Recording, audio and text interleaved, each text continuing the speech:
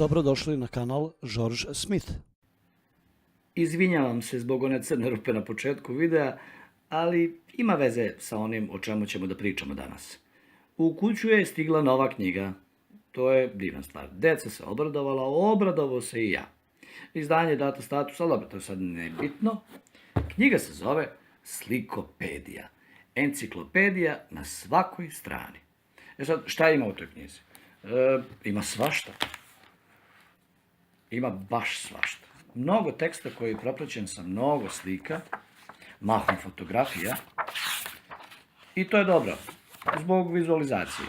Deca lakše usvajaju razne teme ako je to propraćeno slikama. Ovdje imamo o ribolovu, ovdje imamo o košarci, onda imamo o testeninama, imamo o voću, imamo neke velike mislioce, imamo balet, imamo svečanosti razne u svetu, zastave, ovdje je Evropa, ajde prima vreme, voda na zemlji, znači to je bilo malo geografije, ovdje imamo šumu, pa pogledajte, imate to divne slike životinja, da, evo, mačke konkretno, životinjski skeleti, evo, majmuni, glodari, perje, jaja, zmije, ljušture makušaca, ribe, rakovi, biljke. Ja sad preskačem, naravno, po više stranica, vazduhoplovstvo, vozovi, i da vas ne gnjavim. Znači, gomila korisnih stvari, propraćenih fotografijama, i to je u suštini divna stvar.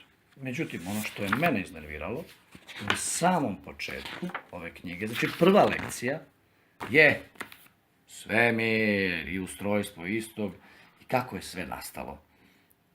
Evo, između ostalog, ovdje imamo, kaže ovako, galaksija Mlečni put. Mlečni put ima spiralan oblik i sadrži oko 200 milijardi zvezda okupljenih gravitacionom silom. I sad u gomili ovih fotografija koje ste videli, slika, imate ovu sliku za koju vi i ja znamo da nije prava fotografija, jer niko nije bio dovoljno daleko da bi je napravio. Ali, da li deca znaju? Pitanje je zapravo da li i mnogi odrasli znaju. Ali nema veze. A šta kažu naučnici o svemu tome? Mislim, vas to interesuje i pratite naučnu zajednicu, pa ste malo osluškivali, slušali i o tome što oni kažu, o tome kako je sve nastalo. Da čujemo. We know that stars and planets, once upon a time, all started out like this, with enormous clouds of gas and dust. How we got from here to here, we haven't exactly figured out yet. So, Stephen, everyone wants to know, what was around before the Big Bang? Nothing was around before the Big Bang. Nothing was around before the Big Bang. We need a higher theory, and that's where string theory comes in. And what does string theory say? It says that there is a multiverse of universes.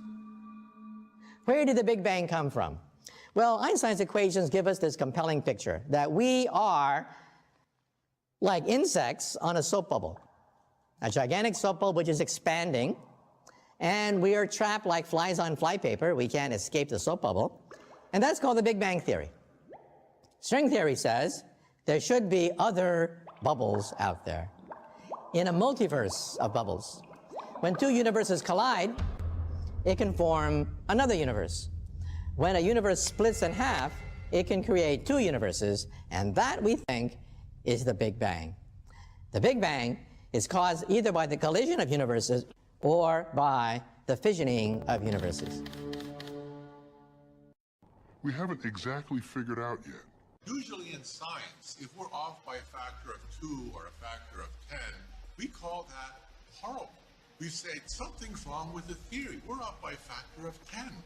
However, in cosmology, we're off by a factor of 10 to the 120. That is 1 with 120 zeros after it. This is the largest mismatch between theory and experiment in the history of science. we haven't exactly figured out yet. Eto, kao što ste i sami čuli i vidjeli, ne postoji konsenzus u naučnoj zajednici oko toga kako je zapravo sve nastalo. Postoje razne pretpostavke i teorije, ali niko sa sigurnošću stvarno ne zna. Pa ipak, na početku ove knjige, Slikopedije, piše jasno i glasno: veliki prasak. Pre velikog praska čitav svemir bio je kao mehur koji je bio sitniji od trunčice prašine. Unutrašnjost tog mehura bila je veoma vrela i gusta, a onda je iznenada eksplodirao. Za manje od sekunde svemir je postao veći od galaksije. Nastavio je da se širi, da se hladi, a čista energija pretvarala se u materiju. Tokom milijardi godina koje su usledile, nastajale su zvezde, planete i galaksije, stvarajući svemir kakav nam je danas poznat. Kao što vidite, deci se ovo iznosi kao nepobitna istina, kao činjenica.